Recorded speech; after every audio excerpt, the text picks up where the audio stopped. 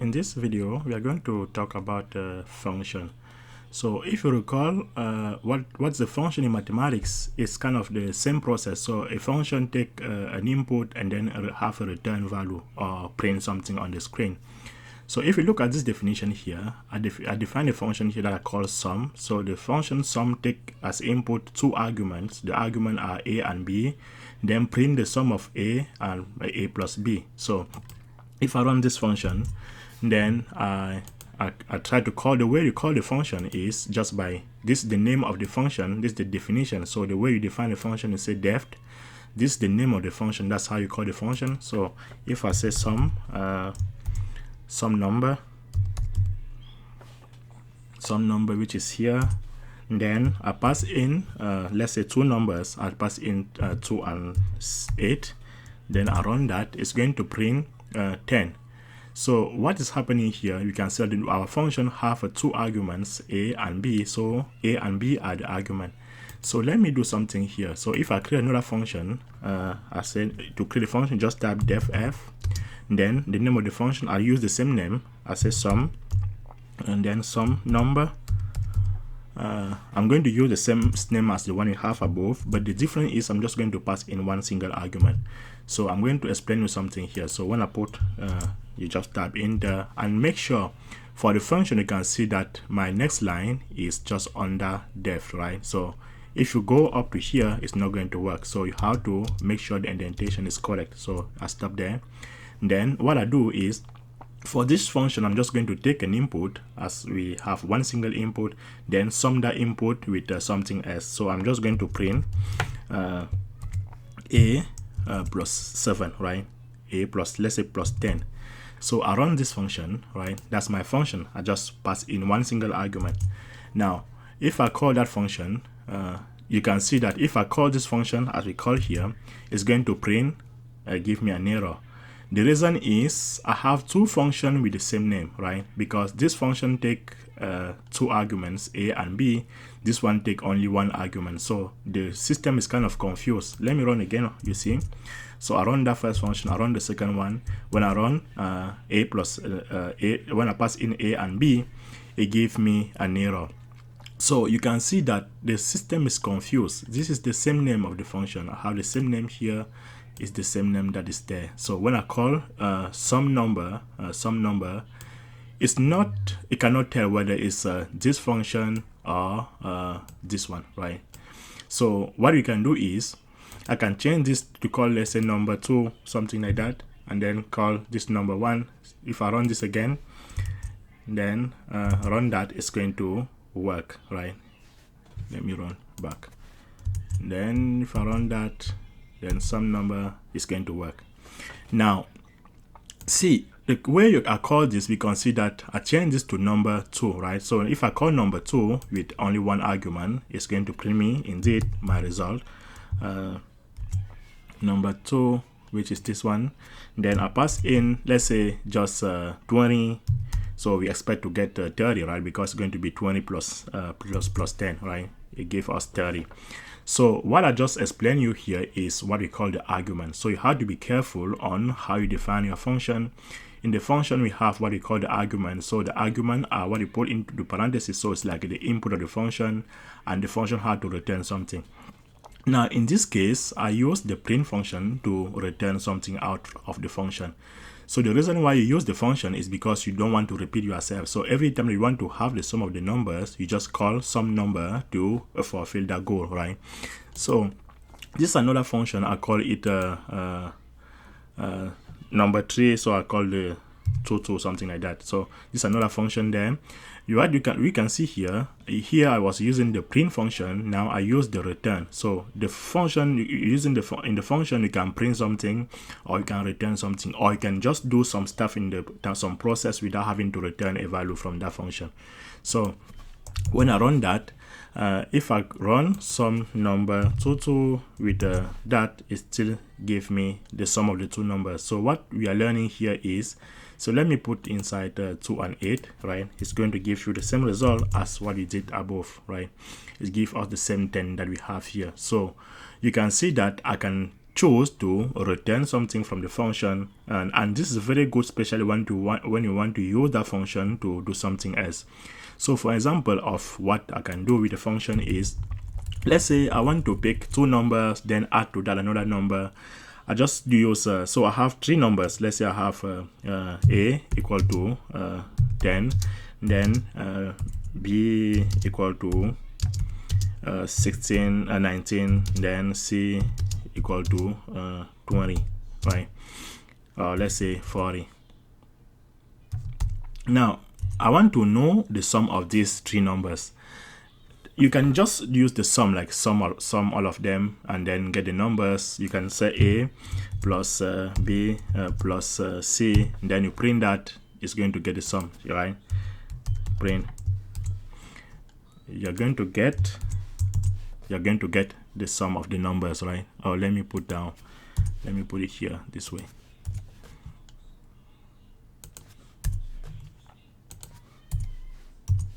Okay, right? So if you just run the sum, you get the sum of the numbers, right? So now you can see that I was able to sum the numbers, which give me 79, but I can use my function to do that because I already know that I can use a sum numbers which sum two numbers. I just say print a plus some number, right? Some number. I can use 2, right? This sum number take two argument. Then in 2 I put b plus c, right? Then I put b and c. Then I print, right? You can see it gave me the same 79. So what happened here is we call the function to do a certain operation, intermediate operation, then give us a feedback, return us a result. Then the result, we add that result to a, then print the full result. So this is how you can use the function. You can call the function to do something else. You can use whatever is the output of the function, then use that to do some computation. So for example, if I use that sum number here, 2, you can see that if I pass in b and c, right? B and c, you can see it gave me, if I print a, right? Because a contain that, or I can call this c or d. So it's not confusing. I call it D. Then when I print that, okay. When I print D, you can see that it gave me 59. So if you pick 59, then add to that the 20 that we have here is going to give off the 79. So basically, the output of this function was 59. Then we took the output, we add to that 20 that give us 79. So that's how you use the function. So this is useless, we don't need this, right? I'll drop that to the trash. Now you can also use the function to do like kind of processing. So let's say I have a list here, list of number, and I want to have the average of that list, right? The average number of that list. So I can write the function that I call average, which is going to return the average of the numbers. We know the average is the sum of the numbers divided by the length, divided by how many elements are in that list. So I just call the function average of, then you can see that inside the function, the argument could be a list, right? So we pass in a data structure, which is a list in this case, and we want to have the sum of the element in that list. So when you run that, then if I say average list, I pass in my list, which is L there, you can see the average is going to give me 24.11. And you can compute this by hand just by doing what? So if I do print sum equal to, I just use sum, then I pass in L. So basically what sum does is sum all of the elements that are in this list, right? So it's going to sum all the elements in the list, then I divide by what? The length of the list. So how many elements we have in this list? 1, 2, 3, 4, 5, 6, 7, 8, 9. So divide by 9. Then so this is the average basically. So if I do average here, then I get that. Then if you print if I print average, I get the same number as the one we have above, right? The same number as what we have calling the average function. So you can see that I just wrote a function that took as input is a list, then print the output of the list. And you can use the function on any type of data structure. I can even pass into the function a dictionary and then just print the key of the dictionary. Let me just take one example here. So if I create a dictionary, let's say D is my dictionary, then in the dictionary I pass the key value. I'm going to use A for the key value, then the value is 2, then the second one is let me pass D, the value is 5, then I pass another maybe F, then the value is 7, right? So basically what happened here is we just created a dictionary, and these are the key value. So to access 5, basically you call D of we call D of D, right? Let me call this dic, right? So that is make it different between. So to access, let me just show you how it works. So if I say dic of A, for instance, of A is going to give me what? It's going to give me 2, right? If I say dic of F, it's going to give me 7, right? So dic of F is give me 7. Now, the purpose of doing this is I'm going to show you that you can pass into a dictionary, to a function, a dictionary also, as we did for the a list. So I do a def print, as a print keys. So I just want to print the keys of the dictionary. So I pass in my dictionary, right? Dic. So then I do enter. So you can see again, I told you, you have to make sure that you are under your second line is under def, right? So I'm just going to print, right? Print dic that key. That if I want to print the value, I can just say that value. Then I run that, right? Then I run that. So let me call that dictionary and see what happened. So let me call print dic, right? Print case in this case. Then I pass in my dictionary. So this, it could be anything, right? It could be anything. I just put like this, D, so that you don't feel like I'm just passing the exact value. So in this case, I pass dic, right? You can see that it just print the key, the value. So the value of the dictionary are 2, 5, and 7. So that's one way of doing the function. So and again, you can use the function for concatenation. And in this case, I just pass in the first name and the last name, then I print the full name of the function from the function. So when I call full name, the first name is Alex, the last name is Newton. Then when I run that, it gave me Alex Newton, right? So you can see that this plus is a concatenation. So basically take two string and put them together. Now, another way of, so in the previous cases, we saw how to use a function that have an input as an argument. So in this case, you can take that, see this function, there's no argument, there's nothing here, right? So there's no argument. So your function can have an argument or may not have an argument, and also may not have a return value. So look at this function, for example, it's a function that we designed here to play again. So to win the game, the sum of the number less than, so to win the game, the sum of the number less than your number must be between 60 and 1000, right? So if you put a number, so the way this game works is you put a number, it's going to sum all the numbers that are less than your number, and if the sum is between 60 and 1000, you will print the message say you won the game. Otherwise, it's going to say you lose the game. So in that, we just use the s equal to input. In is to convert the input. So this input is used to get the input from the user. So this will allow you to type something in the system. Then when you collect that, you convert that input to integers, then store in s. Now initially we put our sum to 0. So we want to sum all the elements that are below your number. So we use a while loop while s is less than 0. So we want to make sure that we stop when the s is going to be equal to 0, because we're going to decrement. So we start from, let's say you start from 9. So let me just show you something that's going to be easier to explain.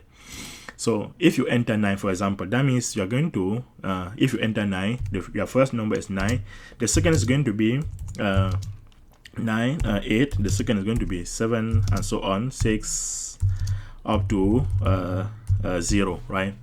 So you can see that my sum, I say, I'm going to repeat doing this until my sum is equal to 0. So when my sum is equal to 0, I stop, right?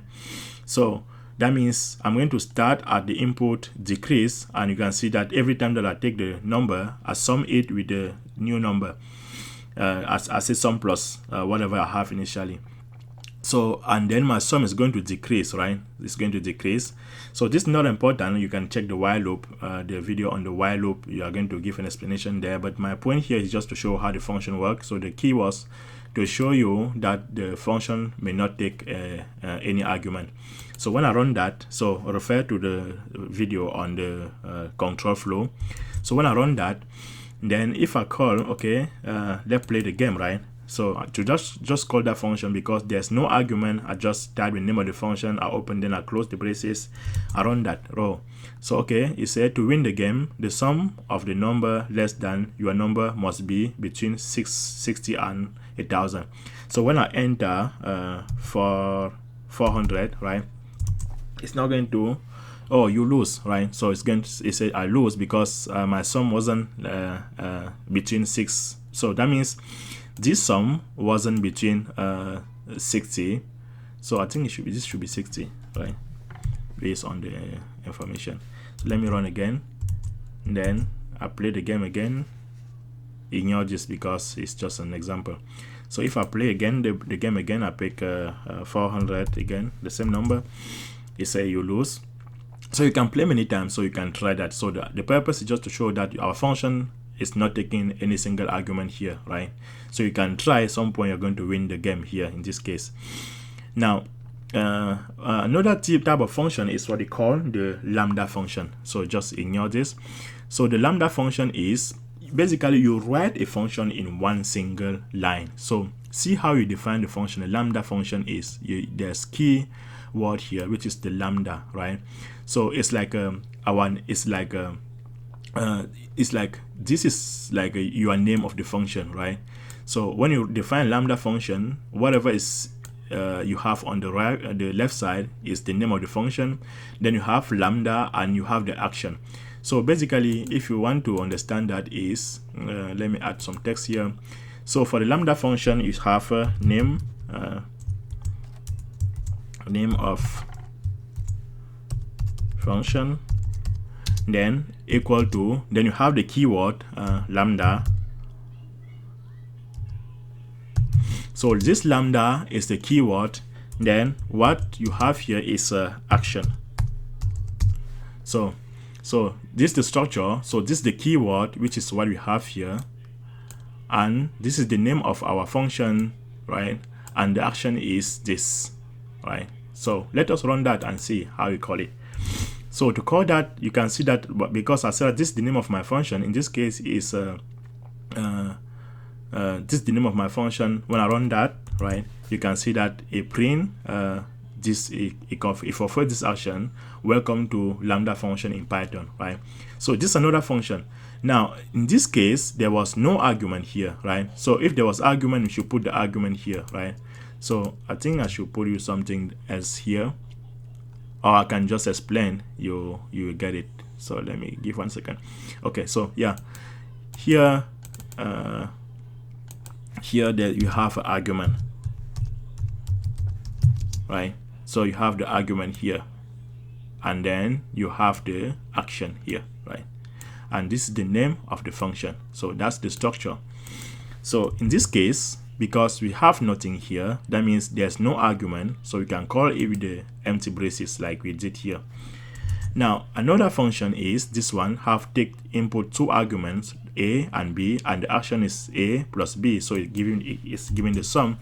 So you can see that to call s, because this is the name of the function, I have to pass in 2 arguments, in this case 3 and 5. It print me the sum, right? So that's just how the lambda function works. So string again, I use the input, the 2 input s and s1. It's doing the concatenation. If I run that, because it's a lambda function with 2 input, the input are here, 2 input, I just pass 2 string there, and it's going to print me the concatenation of the 2 string. That's what we have there.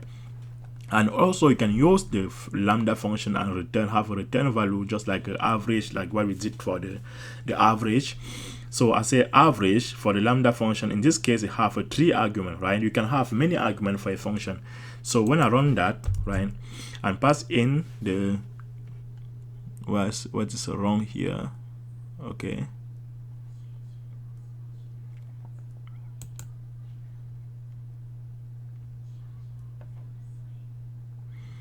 Why it's not running? Okay. Yeah, let me just put this one and see. Okay, then when I run that, good. So you don't have to put the return here. So if it's just how to return, it automatically is going to return. So when I run that, it's going to return the sum of the number, the average, right? You don't have to put the return, but you can just, it's just like the how to return value. The return value should be this, right? So you learn that from here. So you just print basically. You put whatever action you want to do here, and then when you call the function, it's going to return whatever computation happened here, right? Again, another function, just I can print the result there, the same average, and then I have to print the result when I call b is average. So that means you can store, like we did initially, you can store the result of the lambda function into another variable, then print that variable. In this case, that's what will happen. Then you have the b there, right? So that's just what I have for the function. So hopefully this will give you some hints on how to use function. So since you know how to use the function, you can use your function to build like a very big project, because to do like a very nice project, you have to write in terms of function to save yourself some time, because you don't want to have like a very large code. You can call some function from time to time to resolve some issue, and there's some built-in function also that I will cover in the following videos. So that's what I have for today, and thank you.